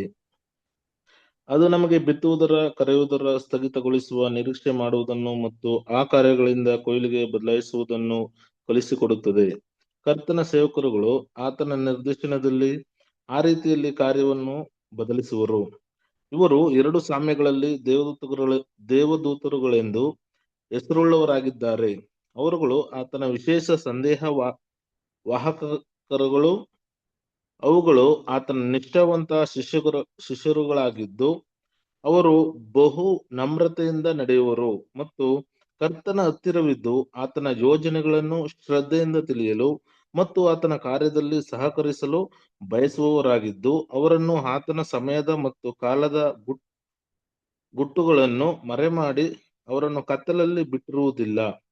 ಮತ್ತೇನು ಬರೆದ ಸುವಾರ್ತೆ 13ನೇ ಅಧ್ಯಾಯ 11 ಮತ್ತು 11ನೇ ವಚನ, 1 ಥೆಸಲೋನಿಕ 5ನೇ ಅಧ್ಯಾಯ 4ನೇ ವಚನ, ಯೆರೆಮೀಯನು ಬರೆದ ಪ್ರವಾದನ ಗ್ರಂಥ 8ನೇ ಅಧ್ಯಾಯ 7ರಿಂದ 12ನೇ ವಚನ. ನಿಜವಾಗಿಯೂ ಈ ಕೊಯ್ಲು ಮತ್ತು ಶೇಖರಿಸುವಿಕೆಯು ಸುಗ್ಗಿಯ ಸಮಯದಲ್ಲಿ ಜೀವಿಸುವವರಿಗೆ ಮಾತ್ರವೇ ಸಂಬಂಧಿಸಿವೆ ಹೊರತು ಆ ಹಿಂದೆ ಸತ್ತವರಿಗಾಗಿ ಅಲ್ಲ. ಅವರಲ್ಲಿ ಪ್ರತಿಯೊಬ್ಬರನ್ನು ಆತನ ಜೀವಿತ ಅವಧಿಯನ್ನು ಪೂರೈಸುವಾಗ ಹೆಸರು ಹೊಂದಿದವರನ್ನು ಸರಿಯಾದ ಸ್ಥಾನದಲ್ಲಿ, ಅಂದರೆ ಭವ್ಯವಾದ ಚಿಕ್ಕ ಹಿಂಡಿನ ಅಪರೂಪವಾದ ರಾಜ್ಯದ ಒಳಗೆ ಅಥವಾ ಹೊರಗೆ ಕಾಯುವಂತೆ ಪ್ರತ್ಯೇಕಿಸಲಾಗುವುದು. 2 ತಿಮೋಥಿನ ಬರೆದ ಪತ್ರಿಕೆ 4ನೇ ಅಧ್ಯಾಯ 8ನೇ ವಚನ. ಓಕೆ, ನಮ್ಗೆ ಗೊತ್ತು ಇಲ್ಲಿ ಮಾತಾಡ್ತಿರುವಂತ ಈ ಮೀನಿನ ಬಳೆ, ಇದಕ್ಕೆ ಸರಿಸಮಾದ ವಿಷಯ ಏನಪ್ಪಾ ಅಂದ್ರೆ ಗೋಧಿ ಮತ್ತು ಹಣಜಿಗಿರುವಂತ ಈ ಸಾಮ್ಯಕ್ಕೆ ಹೋಲಿಕೆ ಆಗಿದೆ. ಅಲ್ಲಿ ಕೂಡ ಸಪರೇಷನ್ ಆಗ್ತಾ ಇದೆ ಗೋಧಿ ಮತ್ತು ಹಣಜಿ. ಇಲ್ಲಿ ಗೋಧಿ ಒಳ್ಳೆ ಮೀನುಗಳು, ಹಣಜಿ ಕೆಟ್ಟ ಮೀನುಗಳ ಬಗ್ಗೆ ಮಾತಾಡ್ತಾ ಇದೆ. ಅದೇ ರೀತಿಯಾಗಿ ಸಪರೇಷನ್ ಕೂಡ ಇಲ್ಲಿ ನಡೀತಾ ಇದೆ. ಅಂದ್ರೆ ಏನ್ ಮಾಡ್ತಾರೆ ಅಂದ್ರೆ ಅಲ್ಲಿ ನೋಡ್ಬೇಕಾದ್ರೆ ಈ ಗೋಧಿ ಹಣಜಿಯಲ್ಲಿ ದೂತರ ಬಗ್ಗೆ ಮಾತಾಡ್ತಾ ಇದೆ. ಈ ದೂತರು ಯಾರಂತ ನೋಡ್ಬೇಕಾದ್ರೆ ನಿಜವಾದಂತ ದೇವ್ರ ಮಕ್ಕಳು, ಸತ್ಯವನ್ನು ಹೇಳ್ತಾ ಇರುವಂತದ್ದು, ಯಾರೆಲ್ಲ ನಿಮ್ಗೆ ದೇವರ ವಾಕ್ಯವನ್ನ ಸಂದೇಶವನ್ನ ಕೊಟ್ಟು ಆ ಒಂದು ಸುವಾರ್ತಿನ ನಿಮ್ಮ ಬಳಿಗೆ ತಂದು ಮುಟ್ಟಿಸ್ತಾರೋ ಅವರೆಲ್ಲ ಕೂಡ ದೇವರ ಸೇವಕರು ಅಷ್ಟೇ ಅಲ್ವಾ. ಅದು ಕೂಡ ನಾವು ಮನಸ್ಸಲ್ಲಿ ಇಟ್ಕೊಬೇಕಾಗಿರುವಂತದ್ದು. ದೇವರ ಸೇವಕರು ಅಂದ ತಕ್ಷಣ ಅವರು ಕೂಡ ನಮ್ಮಲ್ಲಿ ಒಬ್ರು, ಅವರು ಕೂಡ ಗೋಧಿಗಳೇ, ಅವರು ಕೂಡ ಗೋಧಿ ಆಗಿದ್ದಾರೆ, ಜೊತೆಗೆ ಈ ಸುವಾರ್ತೆ ಕೆಲಸವನ್ನು ಮಾಡೋದಕ್ಕೆ ಈಗ ದೂತರಾಗಿದ್ದಾರೆ. ನೀವು ಕೂಡ ಗೋಧಿಗಳಾಗಿದ್ದೀರಾ. ನೀವು ಯಾರಿಗೆಲ್ಲ ಸತ್ಯವನ್ನ ಹೇಳಕ್ ಹೋದಾಗ ನೀವು ಆ ಒಂದು ದೂತರಾಗಿರ್ತೀರಾ. ಇಲ್ಲಿ ದೂತರು ಅಂತ ಬಂದಾಗ ದೇವದೂತರ ಬಗ್ಗೆ ಅಲ್ಲ, ಮನುಷ್ಯರ ಬಗ್ಗೆ ಮಾತಾಡ್ತಾ ಇರೋದು. ಮನುಷ್ಯರೇ ಆ ದೂತರು. ಯಾಕಂದ್ರೆ ಸುವಾರ್ತೆ ಯುಗದ ಪೂರ್ತಿ ಯಾವಾಗ ಒಂದು ದೇವರು ಅಪೊಸ್ತಲರ ಕಾಲದ ನಂತರ ಸತ್ಯವೇದ ಪೂರ್ತಿ ಆಯ್ತೋ ಅಲ್ಲಿಂದ ಈಚೆಗೆ ಯಾವುದೇ ಪರಲೋಕದ ದೇವದೂತರನ್ನ ಈ ಸುವಾರ್ತೆ ಸೇವೆಯಲ್ಲಿ ಕಣ್ಮುಂದೆ ತಂದು ನಿಲ್ಲಿಸುವ ಕೆಲಸವನ್ನ ಯಾವಾಗಲೂ ದೇವ್ರು ಮಾಡ್ಲಿಲ್ಲ, ಮಾಡೋದೂ ಇಲ್ಲ, ಅದರ ಅವಶ್ಯಕತೆ ಇಲ್ಲ. ಒಬ್ಬ ದೂತರು ಬಂದು ಹೆಲ್ಪ್ ಮಾಡೋದು ಇದೆಲ್ಲ ನೀವು ನೋಡಿರ್ಬೋದು. ಅಪೊಸ್ತಲ ಪಾಲ್ಗೆ ಬಂದಂತ ವಿಷಯ ಇರ್ಬೋದು, ಪೇತ್ರನಿಗೆ ಸೆರೆಮನಿಲಿದ್ದಾಗ ದೂತರು ಬಂದು ಬಿಡಿಸಿದಂತ ವಿಷಯಗಳಿರ್ಬೋದು. ಇದೆಲ್ಲ ಆಗಿನ ಸಮಯದಲ್ಲಿ ಇತ್ತು. ಆದ್ರೆ ಸತ್ಯವೇದ ಕಂಪ್ಲೀಟ್ ಟ್ರೂತ್ ಬಂದ್ಮೇಲೆ ದೇವರು ಯಾವುದೇ ರೀತಿ ಈ ರೀತಿಯಾದಂತ ಒಂದು ದೂತರನ್ನ ಕಳಿಸುವಂತ ಅವಶ್ಯಕತೆ ಅಲ್ಲಿ ಏರ್ಪಡ್ಲಿಲ್ಲ. ಒಂದು ಮಾಹಿತಿನ ಕೊಡಕ್ಕೆ ಇಲ್ಲ ಏನಾದ್ರು ಮಾಡೋದಕ್ಕೆ ಈ ರೀತಿಯಾದ ದೂತರು ಬರೋದ ನೆಸೆಸಿಟಿ ಕೂಡ ಇರ್ಲಿಲ್ಲ. ದೇವ್ರ ಮಕ್ಳು ಇವತ್ತು ನಂಬಿಕೆಯಿಂದ ಬದುಕ್ತಾ ಇರ್ಬೇಕಾದ್ರೆ ನಮ್ಮ ಕಣ್ಣು ಮುಂದೆ ಪರಲೋಕದ ದೂತರನ್ನ ಒಂದ್ಸರಿ ನೋಡ್ಬೇಕಂತ ತುಂಬಾ ಜನರಿಗೂ ಒಂದು ಆಸೆ, ನೋಡ್ಬೇಕು ಹೆಂಗಿದ್ದಾರೆ, ಯಾವ ತರ ಇದಾರೆ ಅಂದ್ಬಿಟ್ಟು. ಬಟ್ ಅದ್ರ ಅವಶ್ಯಕತೆ ಇಲ್ಲ. ನಮ್ಮ ಒಂದು ಜೀವನ ಹೇಗಿದೆ ಅಂದ್ರೆ ದೇವರ ವಾಕ್ಯದ ಮೇಲೆ ಇಟ್ಟಿರುವಂತ ಭರವಸೆ, ನಂಬಿಕೆ ಮೇಲೆ ಇದೆ. ಅದರಿಂದ ಇಲ್ಲಿ ದೂತರು ಅಂತ ಇಷ್ಟ ದೇವದೂತರ ಬಗ್ಗೆ ಮಾತಾಡದೆ, ಇಲ್ಲಿ ದೇವರ ವಾಕ್ಯವನ್ನು ಕೊಡುವಂತ ದೇವರ ಮಕ್ಕಳು ಮನುಷ್ಯರೊಳಗಿಂದ ಆಯ್ಕೆ ಮಾಡಲ್ಪಟ್ಟವರಾಗಿದ್ದಾರೆ ಅಲ್ವಾ. ಅದನ್ನ ಮಾತ್ರ ನಾವು ಸ್ಪಷ್ಟವಾಗಿ ಅರ್ಥ ಮಾಡ್ಕೊಳ್ಬೇಕು. ಹಾಗಿರ್ಬೇಕಾದ್ರೆ ಅವ್ರಿಗೇನ್ ತಿಳಿಸಲ್ಪಟ್ಟಿದೆಯೋ ಈ ಸತ್ಯವನ್ನ, ಅವ್ರೇನು ಗೋಧಿ ವರ್ಗದವರಾದ್ರು, ಯಾವಾಗ ಅವರು ಬಾಬಿಲೋನ್ನ ಬಿಟ್ಟು ಇಲ್ಲ ಹೆಸರು ಕ್ರೈಸ್ತವನ್ನ ಬಿಟ್ಟು ಸಪರೇಷನ್ ಆದಾಗ, ಆ ಸಪರೇಷನ್ ಆದ ಹಂತದಿಂದ ದೇವರು ನಾನಾ ತರ ಸತ್ಯವನ್ನ ಅವ್ರಿಗೆ ತಿಳಿಸ್ತಾ ಇದ್ರು.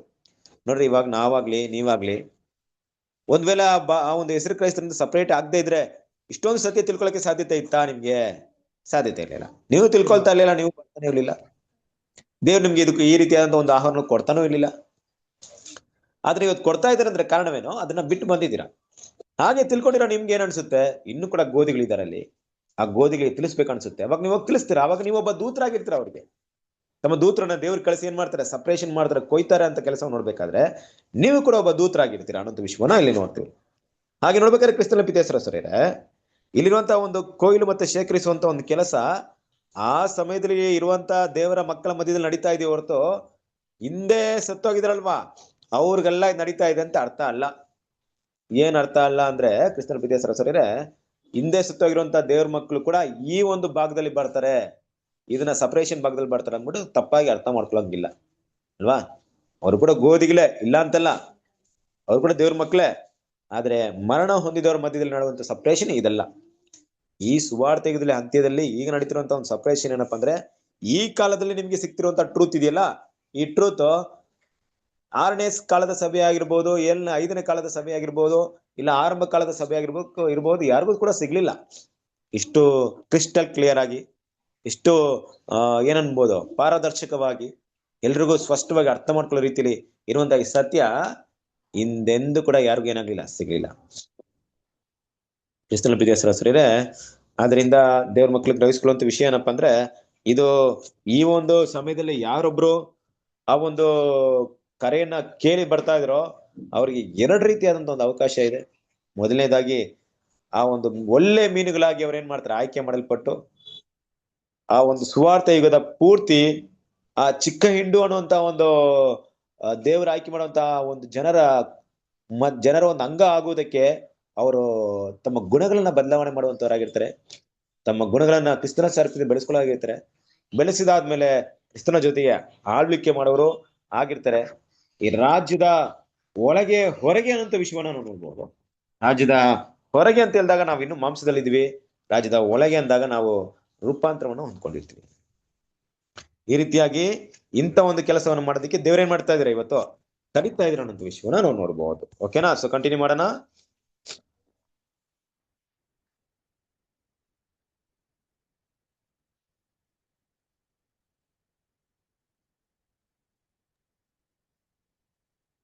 ಗೊತ್ತೀರಾ ಯಾರಾದ್ರೂ?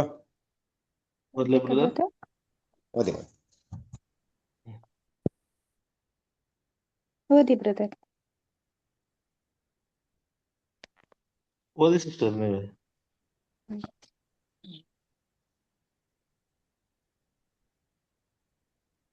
ಬಲೆಯ ಸಮುದ್ರದ ಎಲ್ಲಾ ಮೀನುಗಳನ್ನು ಹಿಡಿಯುವ ಉದ್ದೇಶ ಹೊಂದಿರಲಿಲ್ಲ.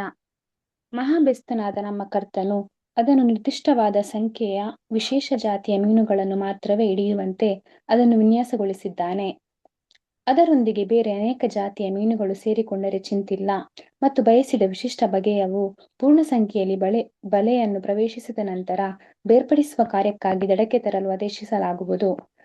ಬಲೆಯನ್ನು ದಡಕ್ಕೆ ತರಲು ಆದೇಶಿಸಿದಾಗ ಯುಗದ ಆದಿಯಲ್ಲಿ ಬಲೆಯನ್ನು ಸಮುದ್ರಕ್ಕೆ ಬಿಸಾಡುವ ಅಧಿಕಾರವನ್ನು ನೀಡಲಾಗಿರುತ್ತದೆ. ಮತ್ತಾಯ 28ನೇ ಅಧ್ಯಾಯ 19ನೇ ವಚನ, 24ನೇ ಅಧ್ಯಾಯ 14ನೇ ವಚನ ಅಂತ್ಯವನ್ನು ಸೂಚಿಸುತ್ತದೆ ಎಂಬುದನ್ನು ಅರ್ಥ ಮಾಡಿಕೊಳ್ಳಬೇಕು. ಕ್ರಿಸ್ತನ ಜೊತೆ ಸೇವಕರಾಗಿ ಮುಂದುವರಿಯುವವರೆಲ್ಲರೂ ಆತನ ನಿದರ್ಶನಗಳಿಗೆ ಕಿವಿಗೊಡಬೇಕು, ಮತ್ತು ಅವರು ಇನ್ನು ಮುಂದೆ ಸಾಮಾನ್ಯ ಮೀನುಗಾರಿಕೆ ತಮ್ಮ ಸಮಯವನ್ನು ನೀಡದೆ ಪ್ರಸ್ತುತ ಆಯ್ಕೆ ಮತ್ತು ಪ್ರತ್ಯೇಕಪಡಿಸುವ ಕೆಲಸವನ್ನು ಗಮನಿಸಬೇಕು. ಆಗ ಸತ್ಯವು ಕರೆಯುವಿಕೆಯ ಕಾರ್ಯಭಾರಕ್ಕೆ ತಕ್ಕ ಸಮಯವಾಗಿದ್ದಂತೆ ಈಗ ಸತ್ಯವು ಪ್ರಸ್ತುತ ಸತ್ಯವಾಗಿ, ಸುಗ್ಗಿಯ ಸತ್ಯವು ಪರೀಕ್ಷಿಸಲು ಮತ್ತು ಬೇರ್ಪಡಿಸಲು ಕರ್ತನ ಪಾರುಪತ್ಯವಾಗುತ್ತದೆ. Thank you brother. Thank you. ಕ್ರಿಸ್ತನ ಪ್ರೀತಿಯ ಸಹೋದರರೇ, ಈ ಬಲೆ, ಈ ಸುವಾರ್ತೆ ಅಂತ ಹೇಳ್ಬೇಕಾದ್ರೆ ದೇವರ ಒಂದು ಪೂರ್ವ ಯೋಜಿತ ವಿಷಯ ನಮ್ಮೆಲ್ಲರಿಗೂ ಗೊತ್ತೇ ಇದೆ. ಯಾವಾಗ ನಾವೆಲ್ಲರೂ ರಾನ್ಸಮ್ಸ್ ಈಡುಬಳಿ ಸಬ್ಜೆಕ್ಟ್ ನ ಕೇಳ್ತೀವೋ ಆಗ್ಲೇ ದೇವ್ರ ಮಕ್ಕಳಿಗೆ, ದೇವರ ಸತ್ಯವನ್ನ ಗ್ರಹಿಸ್ಕೊಂಡಂತ ದೇವ್ರ ಮಕ್ಕಳಿಗೆ ಒಂದು ವಿಷಯ ಮನಸ್ಸಲ್ಲಿ ಬಂದಿರುತ್ತೆ.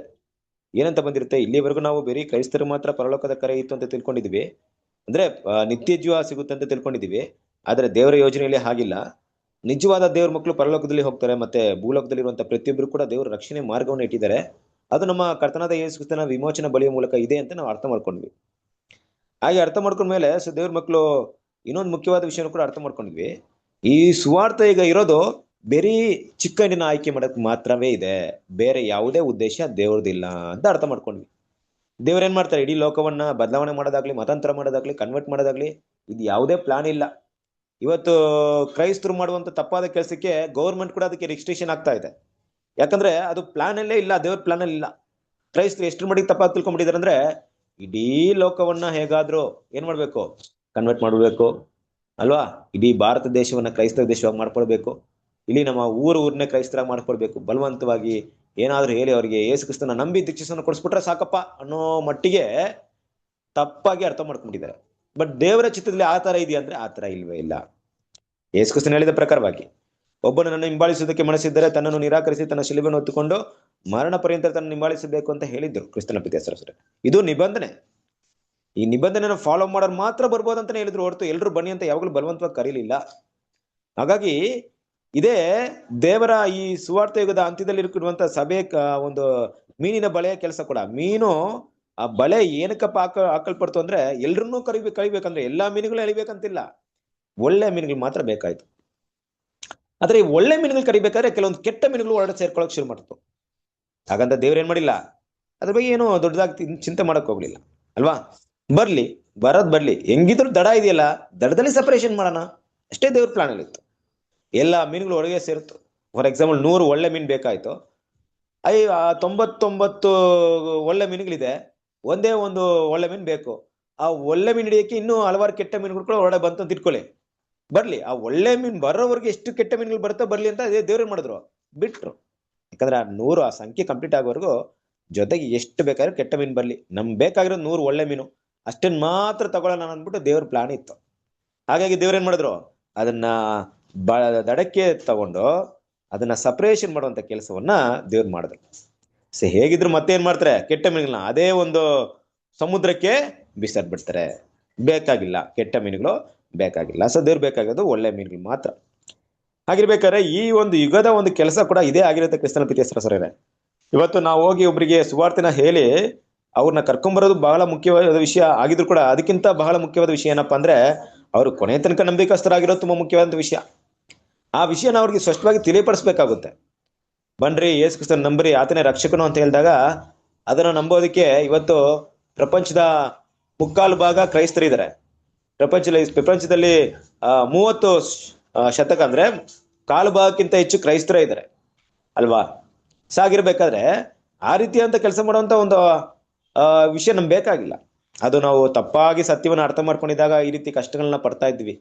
ಏನು ತಪ್ಪಾದ ಸತ್ಯ ಅಂದ್ರೆ ಬರೀ ಕ್ರೈಸ್ತರು ಮಾತ್ರ ಪರಲೋಕಕ್ಕೆ ಹೋಗ್ತಾರೆ, ಯಾರು ಯೇಸು ಕ್ರಿಸ್ತನ ನಂಬ್ತಾರೋ ಅವ್ರು ಮಾತ್ರ ಪರಲೋಕಕ್ಕೆ ಹೋಗ್ತಾರೆ, ಉಳಿದವರಲ್ಲಿ ನರಕದಲ್ಲಿ ಹೋಗ್ತಾರೆ ಅಂತ ಹೇಳಿದಾಗ ದೇವರ ಮಕ್ಕಳು, ನಿಜವಾಗ್ಲೂ ದೇವರ ಮಕ್ಕಳ ಹೃದಯದಲ್ಲಿ ಒಂದು ಮನಸ್ಸಿತ್ತು, ಅಯ್ಯಯ್ಯೋ ಏನಪ್ಪಾ ಇವರೆಲ್ಲ ನರಕಕ್ಕೆ ಹೋಗ್ಬಿಡ್ತಾರ, ಹೆಂಗಾದ್ರೂ ಯೇಸು ಕ್ರಿಸ್ತರನ್ನ ನಂಬಿಕೆ ಇಡುವಂತ ಮಾಡಿ ಅವ್ರಿಗೆ ದೀಕ್ಷಾಸ್ನಾನ ಕೊಟ್ಬಿಡೋಣ, ಪರಲೋಕಕ್ಕೆ ಬಂದ್ಬಿಡ್ಲಿ ಅವರು ಕೂಡ ಅಂತ ಅವ್ರ ಮೇಲೆ ಪ್ರೀತಿ ಮಮತೆಯಿಂದ ನಾವು ಈ ಕೆಲಸವನ್ನ ಮಾಡ್ತಾ ಇದ್ವಿ.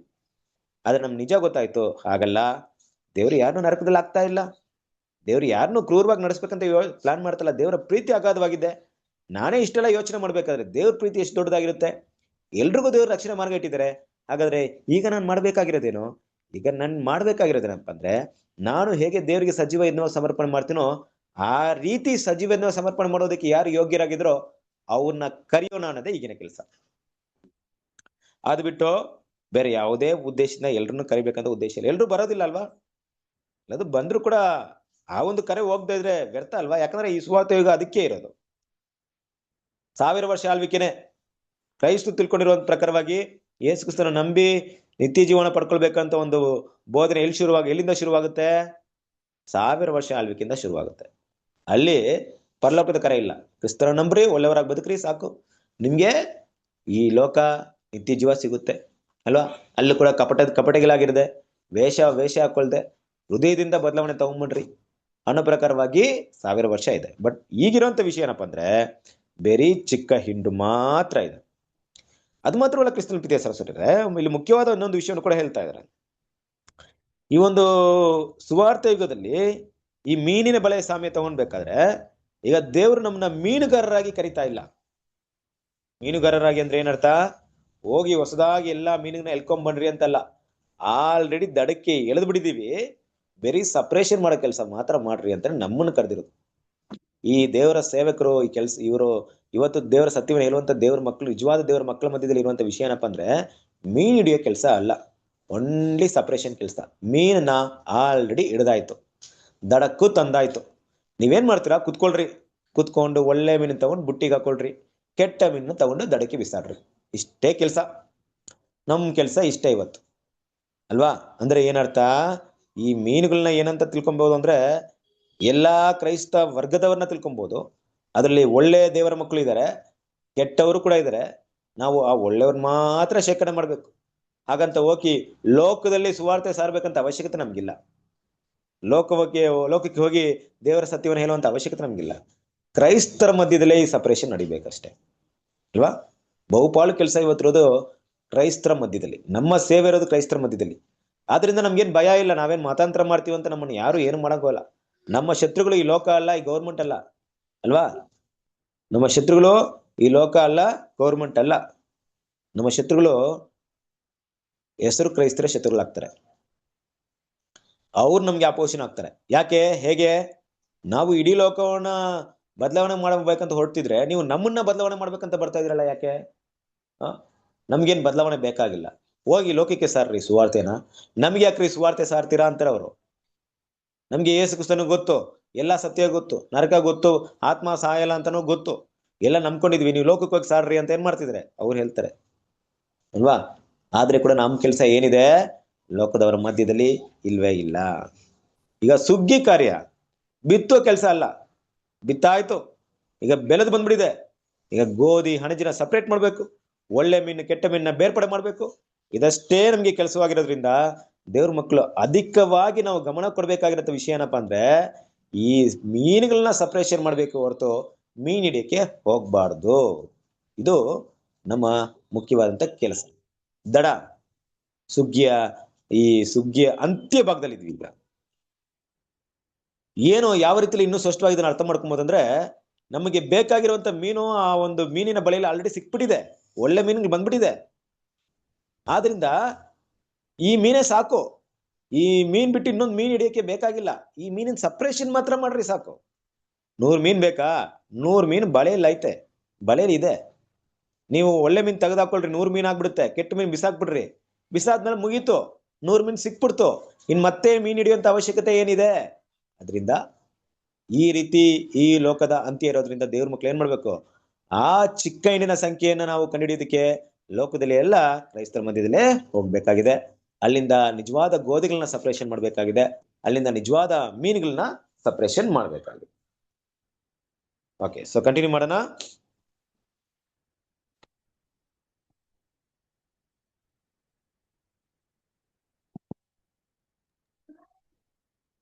ಆದ್ದರಿಂದ ಯಾವಾಗ ಕರ್ತನ ಸೇವಕರು ಬಿತ್ತುವುದನ್ನು ನಿಲ್ಲಿಸಿ ಕೊಯ್ಯುವ ಕಾಲ ಸಮೀಪಿಸಿದೆ ಎಂದು ಮೀನು ಹಿಡಿಯುವುದನ್ನು ನಿಲ್ಲಿಸಿ ಮೀನುಗಳನ್ನು ಪ್ರತ್ಯೇಕಿಸಲು ಹೋಗುವರೋ, ಕರೆಯನ್ನು ನಿಲ್ಲಿಸಿ ಈಗಾಗಲೇ ಕರೆಯಲ್ಪಟ್ಟವರಿಗೆ ಈಗ ಯುಕ್ತವಾದ ಸುಗ್ಗಿಯ ಸಂದೇಶವನ್ನು ಬೋಧಿಸುವರೋ, ಅವರು ನಂಬಿಗಸ್ತರಾಗಿ ಹರ್ಷದಿಂದ ಮತ್ತು ಪ್ರಾಮಾಣಿಕರಾಗಿ ವಿಧೇಯತೆಯನ್ನು ತೋರುವರು.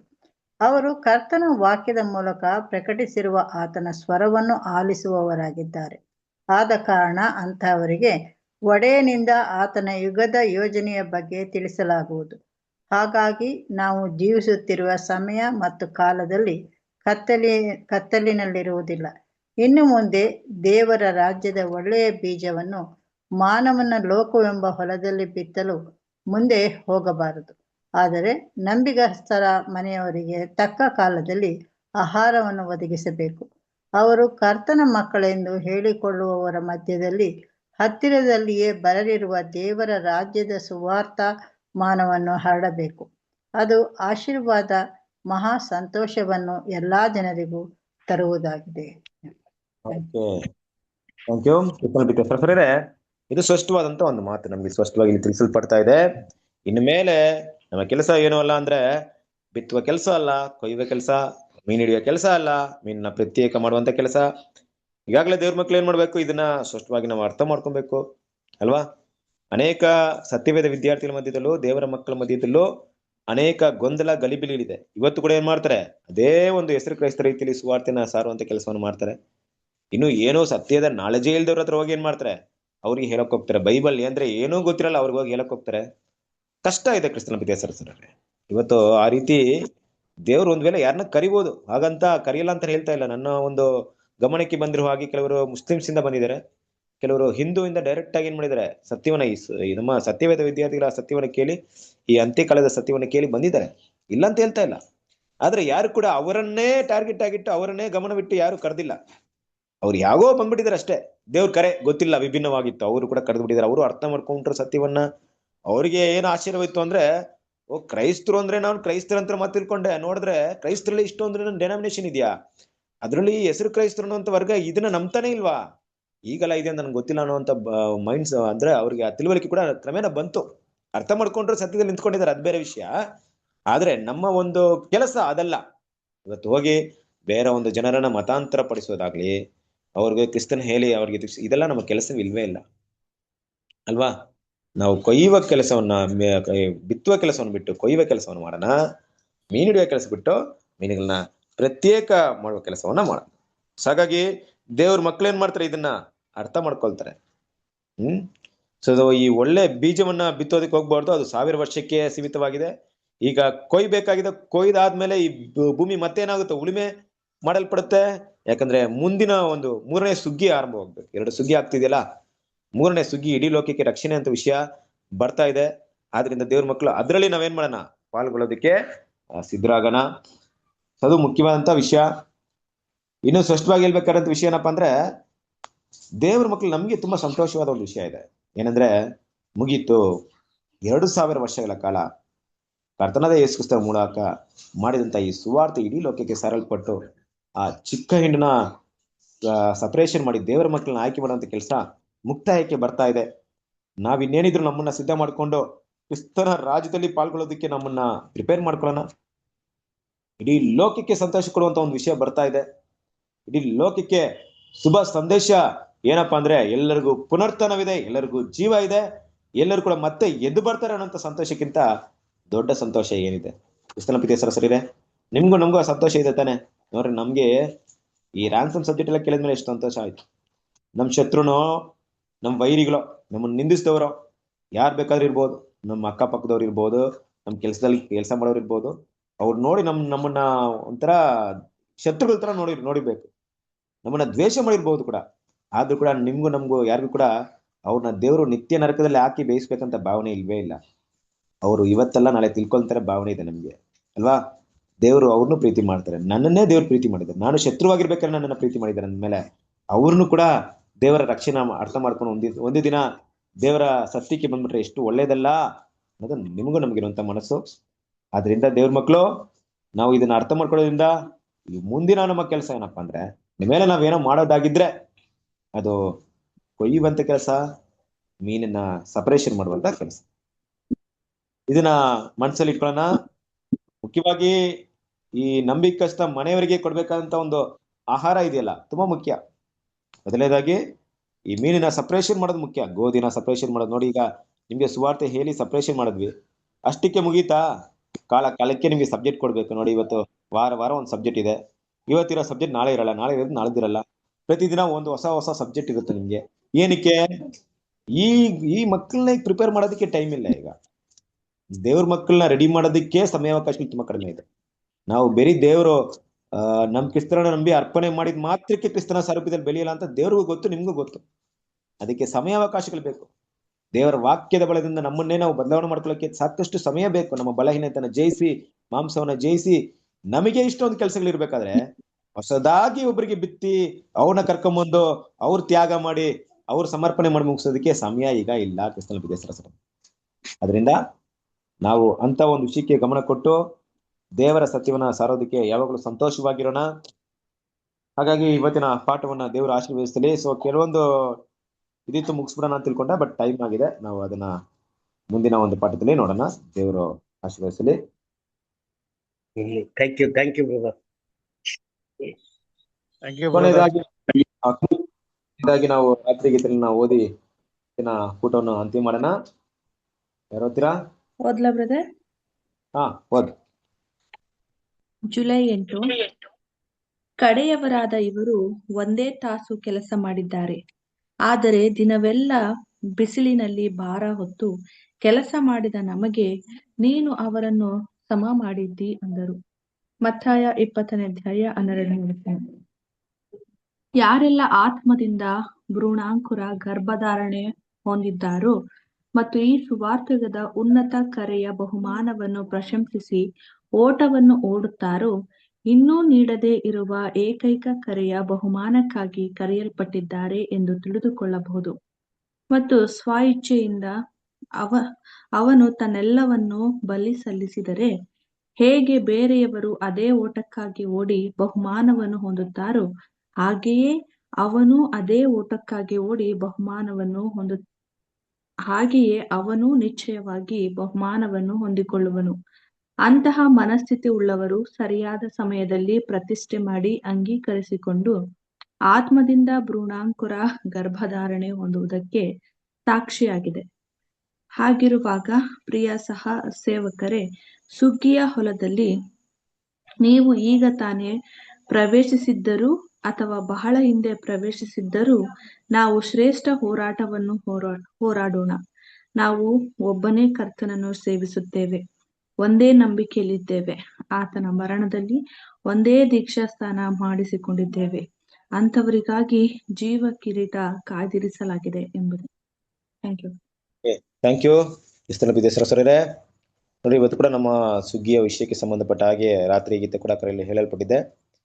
ಕಡೆಯವರಾದ ಇವರು ಒಂದೇ ತಾಸು ಕೆಲಸ ಮಾಡಿದ್ದಾರೆ, ಆದರೆ ದಿನವೆಲ್ಲ ಬಿಸಿಲಿನಲ್ಲಿ ಭಾರ ಹೊತ್ತು ಕೆಲಸ ಮಾಡಿದ ನಮಗೆ ನೀನು ಯಾವರನ್ನು ಸಮ ಮಾಡಿದ್ದಿ ಅಂದರು. ಕ್ರಿಸ್ತನ ಪ್ರೀತಿಯ ಸರಸರೇ, ಇಲ್ಲಿ ಹೇಳುವಂತ ವಿಷಯ ಏನಪ್ಪಾ ಅಂದ್ರೆ, ನಮಗೆ ಕೊಟ್ಟಿರುವಂತ ಈ ಕರೆ ಅಲ್ವಾ, ನಾವು ಎಷ್ಟು ನಮ್ಮಲ್ಲಿರುವಂತ ಟ್ಯಾಲೆಂಟ್ನ, ನಮ್ಮಲ್ಲಿರುವಂತ ತಲಾಂತುಗಳನ್ನ ದೇವರಿಗೆ ಸಂಪೂರ್ಣವಾಗಿ ನಾವು ಅದನ್ನ ಯೂಸ್ ಮಾಡಿದ್ದಾಗಿದ್ರೆ ಖಂಡಿತವಾಗ್ಲೂ ದೇವ್ರು ಏನ್ ಮಾಡ್ತಾರೆ, ಏನು ಬಹುಮಾನ ಕೊಡ್ತೀನಿ ಅಂತ ಹೇಳಿದ್ರೆ ಅದನ್ನ ನಮ್ಗೆ ಕೊಟ್ಟೆ ಕೊಡ್ತಾರೆ ಅಲ್ವಾ.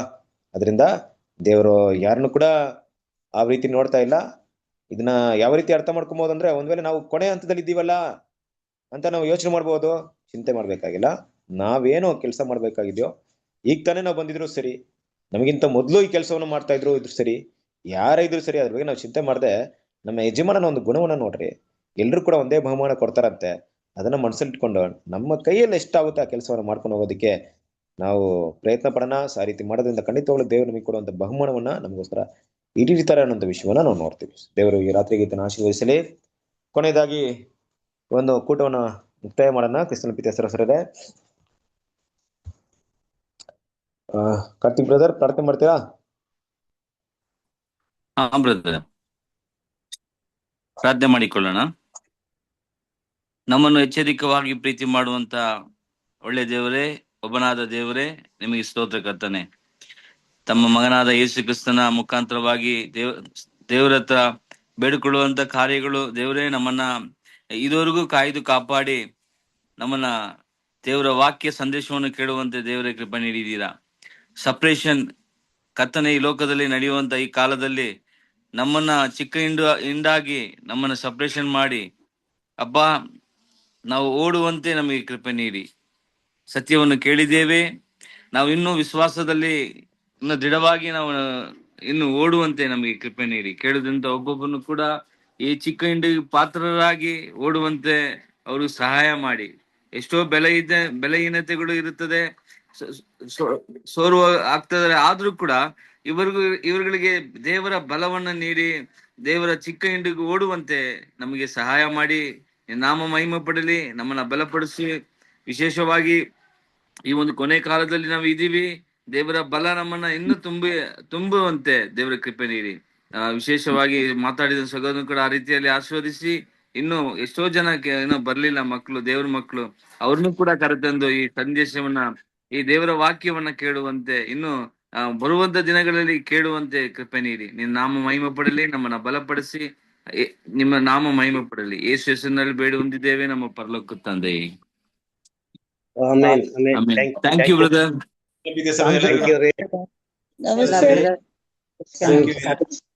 Thank you brother.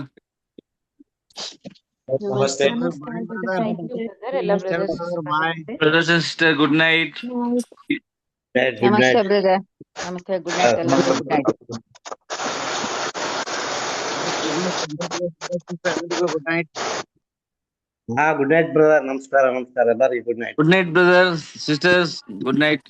Good night ಎಲ್ಲರಿಗೂ ನಮಸ್ಕಾರ. Thank you.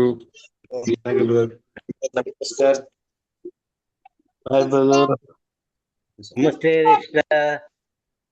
ನಮಸ್ತೆ. ಸಂಡೇ ಚೆನ್ನಾಗಿ ಮಾತಾಡಿದ್ರು, ಹಾಡಿದ್ರು.